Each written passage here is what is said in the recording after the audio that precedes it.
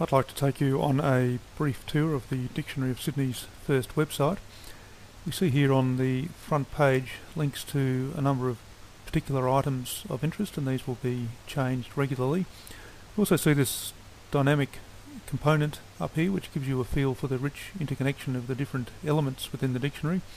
Each of these icons will take you to a browse of a different type of elements. So you see here organisations, places, structures, artefacts, etc. Also to different resources within the dictionary, maps and entries.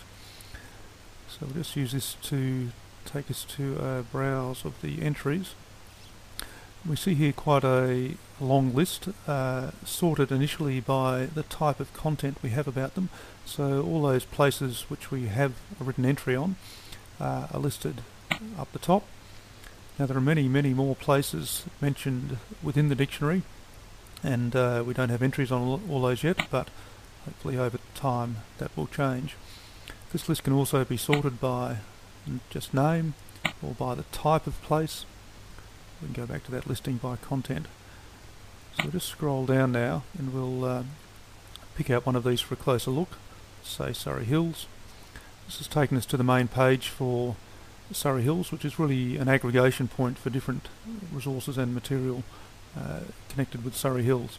So we see an image here, we see a map, it's in a Google Map display, which many of you will be familiar with. Importantly, we see here reference to the entry, which we'll have a closer look at in a moment. There could be more than one entry over time, but we just have one here at the moment.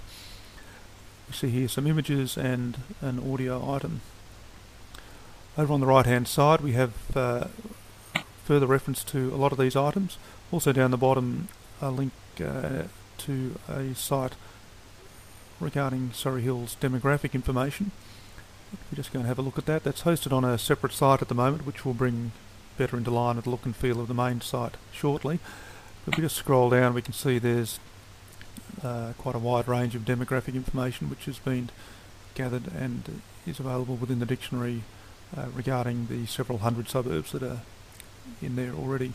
If we just go back to Surry Hills now, we see here an introduction to the entry on Surry Hills, or an entry on Surry Hills. This link will take us to the full entry. This is our standard display for entries, text down the left hand side, access to a range of accompanying multimedia and other items in the middle of the page here. With all the elements in the dictionary, you'll find that rolling over them will give you a preview of what the element is. Clicking on it will show it in larger view, which enables you to take a look in more detail. This applies to, as I say, all the elements in the dictionary, so rolling over any of these things will give you a preview of it before you actually navigate to it. And that can include some of these inline links to other elements within the dictionary. Also rolling over these footnotes will give you some more detail on those. Up here we see an indication of whether this entry is available through a Creative Commons licensing arrangement. All the entries default to a view which gives you the whole entry, but you can also navigate through them section by section in this manner, or return to the full view of it. I mentioned the inline links to other elements. We could use one of these to navigate to Governor Bligh. Now, not a lot of information on William Bligh yet, but I'm sure we'll have an entry on him before too long. What we see here also is these snippets of information which are used to record various pieces of information about people and other elements. In this case it's recording a position held of the Governor of New South Wales, so we can use this to go to a listing of governors. This list will no doubt fill out over time. For the moment we can use it to go to another one of the governors, Lachlan Macquarie, and that's looking a bit better. We've got some more information here on Lachlan Macquarie, including quite a number of these snippets of information which I mentioned. Where they have dates, they'll also appear on this timeline for the person or other element that we're looking at. Among other things, these pieces of information record relationships. In this case we have an example where it's recording Macquarie's patronage of Francis Greenway for a certain number of years, and as is often the case, we can use this to navigate to that other item. So this has taken us to Francis Greenway's page. Again, some information recorded here, including importantly that a link back to Lachlan Macquarie via that relationship of patronage. And all the relationships and connections within the dictionary are like this, they point in both directions. Here we have information recorded that Greenway held the position of architect of Hyde Park Barracks for these years, so we can again use this to navigate to Hyde Park Barracks. Once again, a picture, a map, a timeline, and in this case we've recorded a number of different roles that the building has taken on over time. And again, this could be used to navigate to a list of buildings that have taken on the role of court. Another one of those lists we expect to lengthen over time.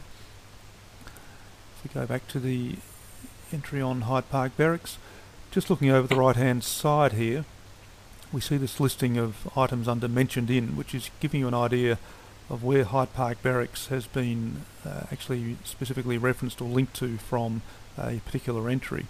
So if we click on one of these here, this is taking you to the specific point within this entry on the rocks where Hyde Park Barracks has been mentioned and is linked to out of the text.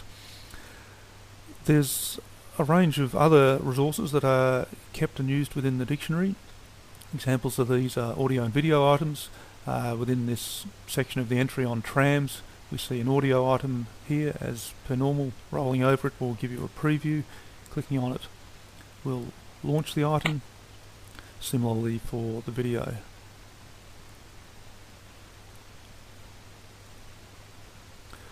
We also have a range of interactive maps which we're building on all the time.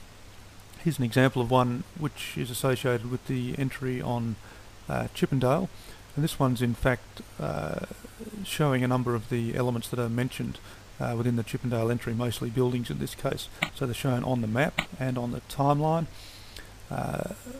Clicking on them will give you an indication of what they are. Shepherd's Nursery here, Kent Brewery there. If you're not sure which element is which on the map, you can click on any item in the timeline and it will show you on the map which one you're referring to.